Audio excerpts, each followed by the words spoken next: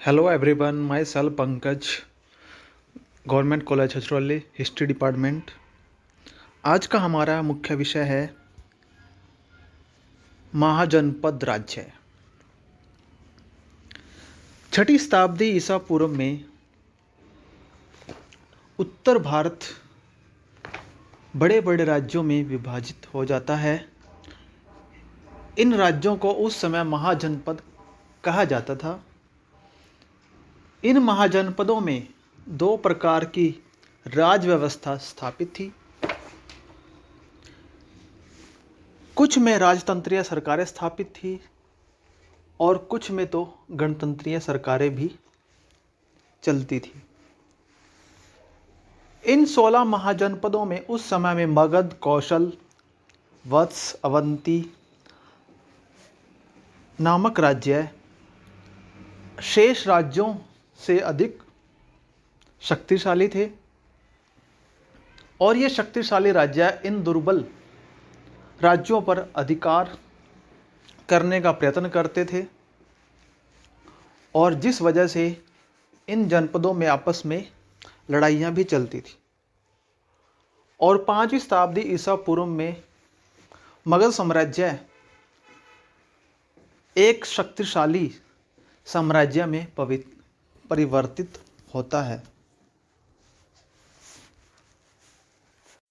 तो आइए हम छठी शताब्दी ईसा पूर्व के उत्तरी भारत में 16 बड़े राज्य जिन्हें महाजनपद कहा जाता है, इनके ऊपर क्रमानुसार प्रकाश डालते हैं।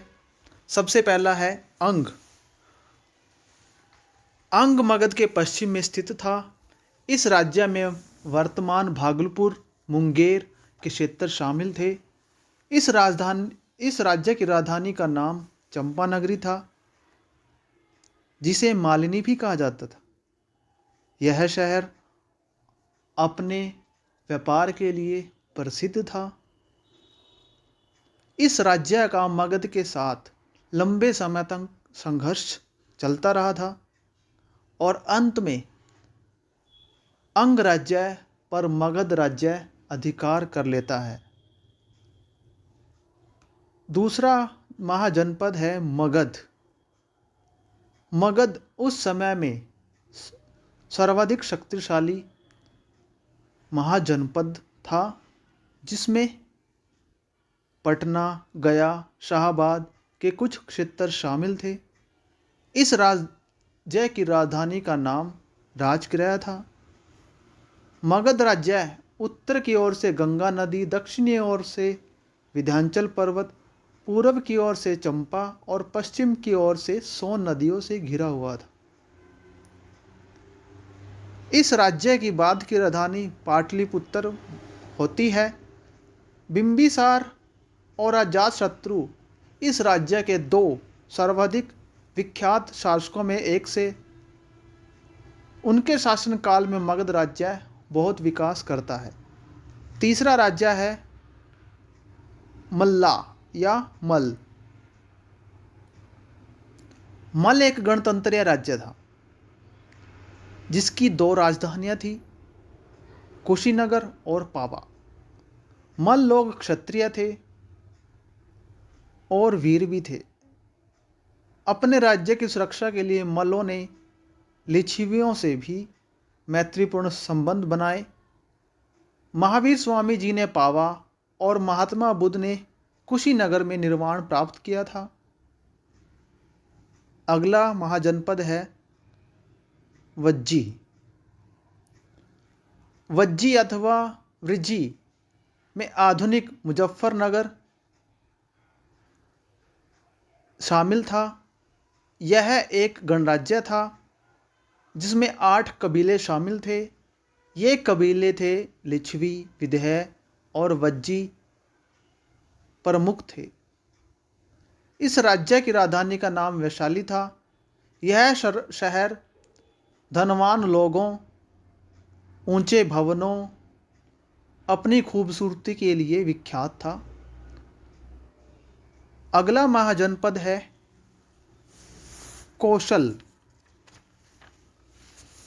कौशल उत्तर भारत का एक शक्तिशाली राजतंत्रात्मक राज्य था। इस राज्य में वर्तमान अवध का क्षेत्र शामिल था।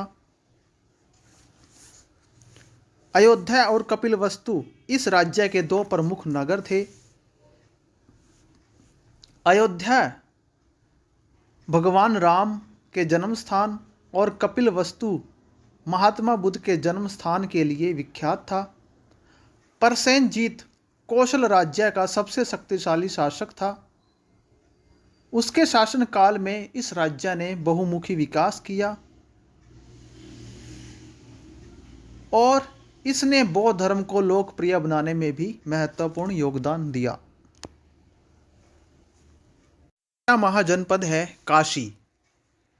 काशी 16 महाजनपदों में सबसे विख्यात था। इसकी राजधानी वाराणसी थी, जो कि गंगा नदी के किनारे पर स्थित था। यह उस समय के शक्तिशाली राज्यों में शामिल था।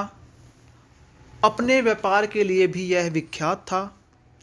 यहाँ का राजा ब्रह्मदत्त बहुत शक्तिशाली शासकों में से एक था। उसके शासनकाल में काशी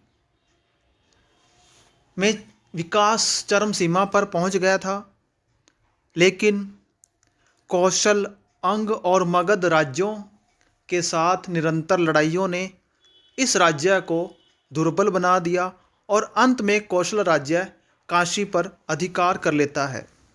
अगला महाजनपद है चेदी। चेदी की राजधानी शक्तिमती थी, जिसको शुक्तिमती भी कहा गया है। चेदी राज्य में आधुनिक बुंदेलखंड और इसके आसपास के क्षेत्र शामिल है। इस राज्य के काशी और मत्स्य राज्यों के साथ संबंध अच्छे थे।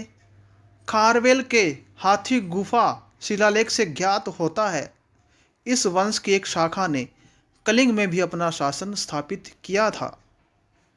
अगला महाजनपद है कुरु। कुरु की राजधानी इंद्रप्रस्थ थी। कुरु राज्य में वर्तमान दिल्ली तथा मेरठ के क्षेत्र शामिल हैं। बुद्ध के समय में यहाँ पर कौरव नामक शासक का शासन था। 6वीं शताब्दी ईसा पूर्व में यह राज्य अपना प्राचीन गौरव गंवा ही चुका था। अगला महाजनपद है वत्स। वत्स राज्य गंगा के दक्षिण में फैला हुआ था, जिसकी राजधानी कौशाम्बी थी, जो गंगा यमुना के संगम पर स्थित थी। इस शहर के लोग बहुत समृद्ध थे। उदयन इस राज्य का सबसे शक्तिशाली शासक माना जाता था। वह बुद्ध के भी समकालीन था। अवंती का शासक चंडप्रद्योत महासेन उदयन की बढ़ती हुई लोकप्रियता के कारण उससे ईर्ष्या करता था। अगला महाजनपद है पांचाल। पांचाल राज्य में आधुनिक उत्तर प्रदेश के बदायूं, फर्रुखाबाद के जिले शामिल थे। ये राज्य उत्तरी पांचाल और दक्षिणी पांचाल नामक दो भागों में विभाजित थे। उत्तरी पांचाल की राजधानी अहिछत्तर और दक्षिणी पांचाल की राजधानी का नाम कांपिल्य था। महात्मा बुद्ध के समय इस राज्य की पहले जैसी शान नहीं रही थी। आरंभ में यह राज्य राजतंत्र स्थापित किए हुए था, परंतु 6वीं शताब्दी ईसा पूर्व में यहाँ पर गणतंत्र की स्थापना हो जाती है। अगला महाजनपद है मत्स्य। मत्स्य राज्य में आधुनिक जयपुर और अलवर के क्षेत्र शामिल थे। इसकी राजधानी विराटनगर थी। 6वीं शताब्दी ईसा पूर्व में इस राज्य का कोई राजनीतिक महत्व नहीं था। अगला महाजनपद है सूरसेन। सूरसेन राज्य यमुना नदी के किनारे पर स्थित था। इसकी राजधानी का नाम मथुरा था। यहाँ के शासक अवंती पुत्र ने बौद्ध धर्म को अपने राज्य में लोकप्रिय बनाने के लिए बहुत काम किए।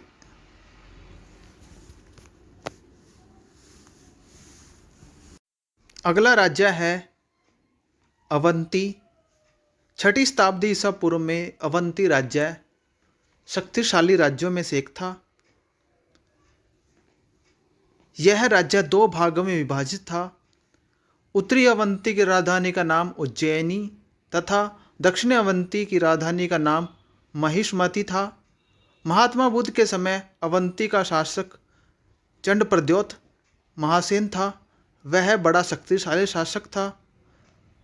वह आरंभ में बहुत अत्याचारी शासक था, परंतु बाद में बुद्ध का शिष्य बनने पर उसने अपना समय जन कल्याण पर लगाया।